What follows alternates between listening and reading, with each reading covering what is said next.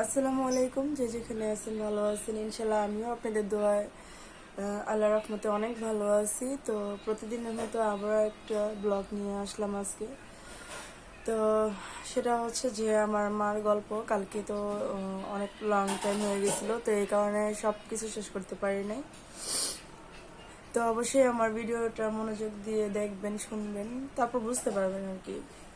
তো মার যে ব্যাপারটা বলছিলাম, যে মার যখন হসপিটাল থেকে নিয়ে আসি তখন মা আপনার পেয়ারা তারপর বড়ি এসব খাইতে চাইছিল। তো আমার হাজবেন্ড আমি ওটা মানে দেই নেই কারণ যে ডক্টর একদম ডিরেক্ট মানে নিষেধ করে দিছে। হ্যাঁ, যে করছে কি যেন, এই শক্ত জাতীয় খাবার আপনার আম্মাকে খাওয়াতে পারবেন না। তো এখানে তো আর আমাদের কোনো দোষ না, তাই না? কারণ আমরা মার ভালো চাইছি, এখানে দিয়ে নেই। তো আম্মা বলতেছে বারবার যে আমার এগুলো কিনা দাও। আমি বলছি যে সুস্থ হয়ে নেন তারপর কিনা দেব। তো যাই হোক, যখন বাসায় গেলাম, বাসায় যাওয়ার পরে আমার কি আব্বু ফোন দিল বিদেশ থেকে, যে বলতেছে যে কালকে তো এটা হসপিটাল থেকে যখন বাসায় গেছি সেদিন রাত্রে আব্বু ফোন দিছে যে কালকে আমার জন্য পিঠা বানায়ও যদি পারো। তা আমার আম্মু এমন একটা মানুষ ছিল যে ওনার যত অসুস্থ থাকতো উনি কোনো অলসতা ওনার ভিতরে ছিল না। তো আমার আম্মা কি করছে, যে বলছে আচ্ছা তো আমি পিঠা পাঠাই দেবো। তো আব্বু বলছে যদি শরীর খারাপ থাকে তাহলে দরকার নাই। তো ওনার এটা না বলারই দরকার ছিল, জানে আমার আম্মারে বললে আম্মা দিবই কইরা, মাস্ট বি। তো কি করছে, আমার আব্বুকে আমি একটা কথা বলি, আমার আব্বু মালয়েশিয়াতে থাকে, আমি আগের ভিডিওতে বলছি। তো এখন উনি আপনার যে কি যেন বলে এগুলা, যে আপনার মেরা পিঠা, আতখুলি পিঠা, হ্যাঁ আপনারা কি কোন দেশে কি মানে কি বলে পিঠার নাম আমি জানি না, যেটা আমাদের দেশে চলে ওইটা, ওই ভাষাটাই আমি বললাম। আতখুলি পিঠা, তারপর মেরা পিঠা, তারপর কালিজিরা ভর্তা, বিভিন্ন আইটেমের খাবার বললো। আর বললো যে আমার জন্য গামছা লুঙ্গি পাঠাই দিও। তো মা কি করলো, তো ওগুলো আর কি সারাদিন কাজ করলো। আমার বললো ফোন দিয়া যে মা তুমি সকাল সকাল আইসা পড়ো, কালকে তো বাসায় কাজ আছে, তুমি আইসা পড়ো। পরে আমি বললাম যে ঠিক আছে। আর আমার শ্বশুর বাড়ির কাছে, বেশি দূরে না, 2 মিনিট লাগে। তো আমি সকাল সকাল বলতে 10টার দিকে আসি, এসে দেখি মা টোটালি সবকিছু মোটামুটি করে ফেলাইছে, শুধু পিঠা বানাইবো। তো আমার শীতের দিনই ছিল, মানে অত গরম ছিল না, শীতই ছিল কিছু। তো আমার আম্মা বলতেছে তুমি ভাত খাও, ভাত খাও। আমি বলতেছি যে না আমি খাবো না, আমার ভালো লাগতেছে না। তো আম্মা জোর করে আমার ভাত বেড়ে দিলে আমি খাইলাম। তো আমার ছেলেকে কোলে নিয়ে, আমার ছেলেকে আমার মা প্রচন্ড পরিমাণে ভালোবাসতো, জোনায়েতকে প্রচুর পরিমাণে ভালোবাসছে। মানে অনেক কোলে রাইখে আমার পিঠা বানাইছে।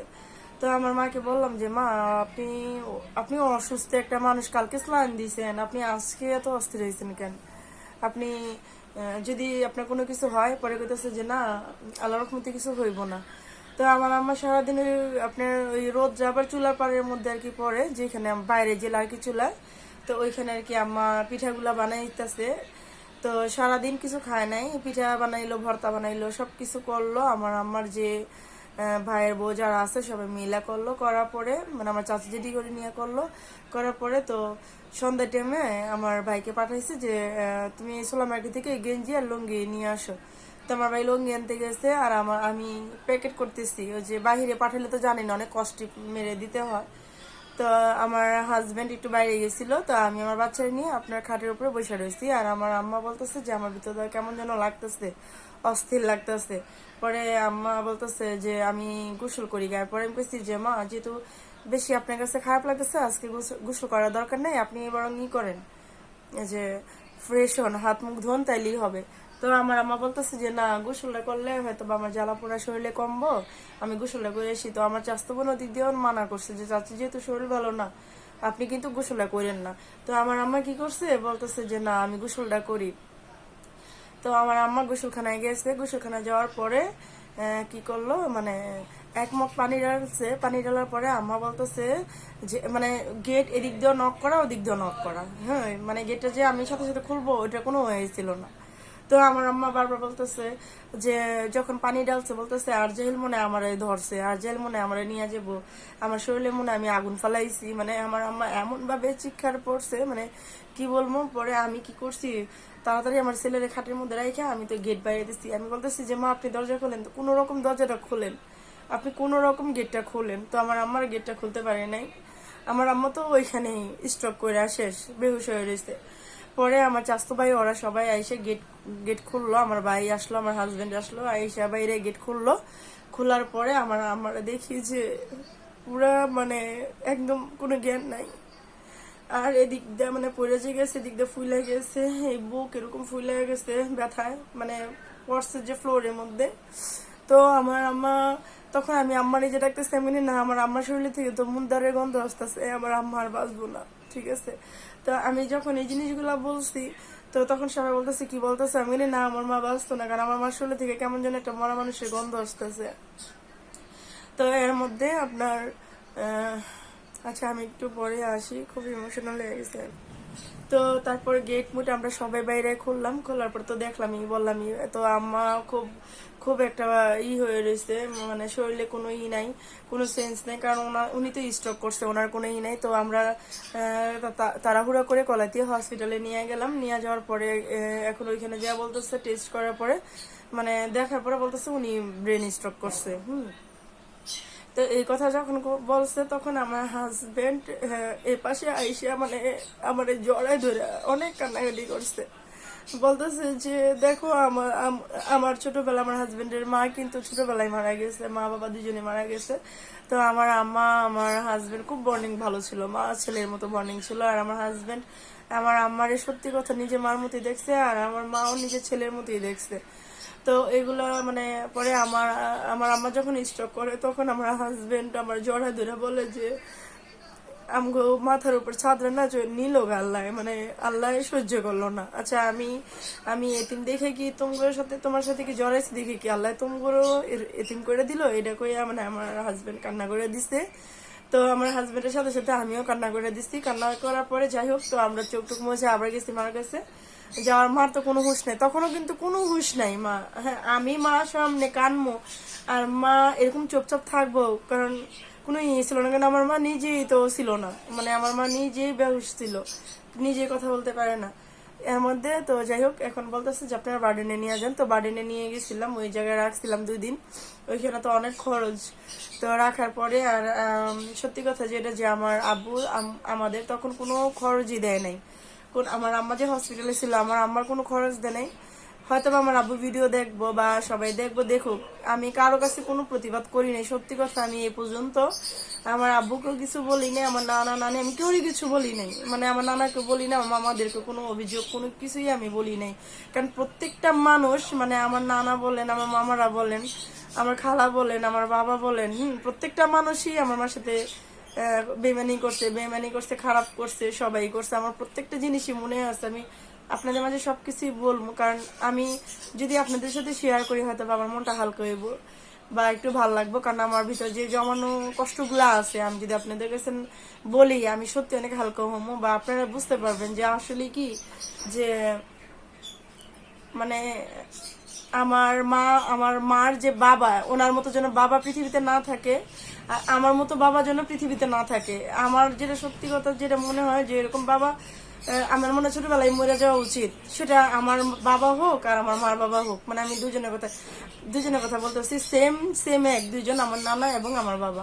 হ্যাঁ, দুইটা মানুষই সেম এক, তাদের ভিতরে কোনো মেয়ে সন্তানের জন্য কোনো মায়া নাই, ঠিক আছে। আর ওনারা এমন টাইপের মানুষ যে ওনাদেরকে আপনার যতই দিবেন ততই ওনাদের কাছে ভালো থাকবেন। তো বাবা তো আমি জানি যে যারা বাবা হয়, যারা জন্মদাতা, তারা নাকি সন্তানের খুব ভালো চায়, সন্তানের কোনটা কখন কি প্রয়োজন সেটা নাকি বাবার ছায়ার মতো দেখে। তো আমি এই জিনিসটা পাইনি, আমার মায়াও পাইনি। আমার মার যেরকম কপাল ছিল আমার ওরকম কপালই ছিল। তো এই জিনিসগুলো আমার বলার একটাই কারণ যে আমি আপনাদের কাছে বললে আমি অন্তত একটু শান্তি থাকবো, আর আমার রিলেটিভ যারা আছে, আমার মামা, ওরা যাতে দেখা মানে আমার কষ্টটা অন্তত ওরা ফিল করতে পারে। তো যাই হোক, তো এখন আমার আম্মারে তো নিয়ে গেলাম বার্ডেনে, ওইখানে অনেক টাকা খরচ। তারপর আমরা নিয়ে গেলাম ইবনে সিনাতে। ইবনে সিনা বলতেছে যে আপনারা সরাদ্দি নিয়ে যান, ওইখানে আপনার যেহেতু সরকারি হসপিটাল, বড় বড় ডাক্তার আসে, আপনারা ওইখানে কথা বলে 2 দিন করে আপনারা আসেন। তো আমরা আসলাম সরাদ্দিতে। তো সরাদ্দিতে বললাম ডক্টরে, ওইখানে এমন একটা পরিস্থিতি যে সিট পাওয়া যায় না, সিট নিতে গেলেও আপনার ঘুষ দেওয়া লাগে। মানে আমরা যে সিটটা নিমো ওটা তো ফ্রি সিট, তাই না, ওইটা নিতে গেলেও ঘুষ লাগে। তো অনেক কাবজাব করে আমরা সিটটা নিলাম। নেওয়ার পরে তো আমার আম্মা মানে আমার আম্মা তখন যখন দেখাইছে, তখন সরাদি যে বড় একটা ডক্টর ছিল, উনি বলতেছে যে তোমার মা সুস্থ হয়ে যাবে ইনশাআল্লাহ, তোমার ভালো হয়ে যাবে, তুমি কোনো কান্নাকাটি করো না। তো যখন এই কথাটা কইছে, বিশ্বাস করবেন না, মানে আমার এত ভালো লাগছে যে তাহলে আমার মার ওরকম কিছু হয় না, কারণ মানুষ কিন্তু আল্লাহর পর ডাক্তার বিশ্বাস করে।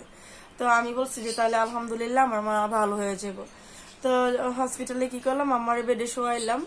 শোয়ার পরে এখানে আরেকটা মিস্টেক হয়েছে, যখন আমার অ্যাম্বুলেন্স নিয়ে আমরা কলাতিয়া থেকে যখন আমরা আপনার বার্ডেনে নিয়ে যাই, মিরপুর ওইখানে বার্ডেনে, তখন আমার নানাকে আমি ফোন দিছি, নানা আপনি যা করছেন ভালোই করছেন, আজকে আপনার কারণে আমার মা এরকম স্ট্রোক করছে, আপনার আল্লাহ বিচার করব। আমার নানা মানে কোনো কথা বলে না, যা যা যা যা হবার হইব বুগা, আমার কি, আমার নানা আমার এই উত্তরটা দিল। তো আমি তখন আর কিছু কই নেই, আমি কইছি আমার মা সুস্থ হয়ে এনে তখন আমি সবারই ধরবো। তো পরে কি করলাম, পরে তো নিলাম ওইগুলো শুনলেন। পরে সরাদি যে হসপিটালের উনি বললো যে তোমার মা সুস্থ হয়ে যাবো আল্লাহর রহমতে। তো আমি সাহস পাইলাম, আমার হাজবেন্ডও সাহস পাইলো, কারণ ডাক্তারের কথায় কিন্তু প্রত্যেকটা মানুষই বিশ্বাস করে। হ্যাঁ, তো আমরা জানতাম না যে ডাক্তার আরাম করে মিথ্যা সান্ত্বনা দিচ্ছে যে আমরা যে কান্নাকাটি করি দেখা। তো যাই হয়েছে, এখন আমার আম্মার ডাক্তার আসছে সকালবেলা, হ্যাঁ নিচ্ছি আপনার বিকালবেলা, কিন্তু সকালবেলা ডাক্তার এসে দেখলো, আসা বলতেছে যে তোমার মা তো প্যারালাইজ হয়ে গেছে, এক সাইড পুরো প্যারালাইজ হয়ে গেছে, তোমার মা brain stroke and heart stroke দুইটাই করছে। হ্যাঁ, তো একটু সময় লাগবে, তোমার মারা থেরাপি দিতে হইব, তো তুমি এই জায়গায় কয়েকদিন থাকো, তারপর দেখি কি করা যায়। তো এরকম ওইখানে না কোনো নাই, কোনো সত্যি কথা যেটা যে ডাক্তার যে আপনার বারবার আসবে করবো, হ্যাঁ কোনো নেই কে, তারপর সিস্টেম ওরকম সুন্দর না। তো আমার আম্মা দিন যেতেছে আর অবস্থা খুব খারাপ হইতেছে, আমার আম্মা কোনো কিছুই খাইতে পারতেছে না। তো লাস্ট যেটা খাইছে আমার আম্মা, কি খাইছে আমি আপনাদেরকে বলি। আমার আম্মা লাস্ট যেদিন খাইছে সরাদিতে খাইছিল। সরাদি যখন হসপিটালে আমার আম্মা ভর্তি ছিল, তো আমার মামা মেজু মামা নিয়ে আসছে, বুঝছেন, মেজু মামা নিয়ে আসছে।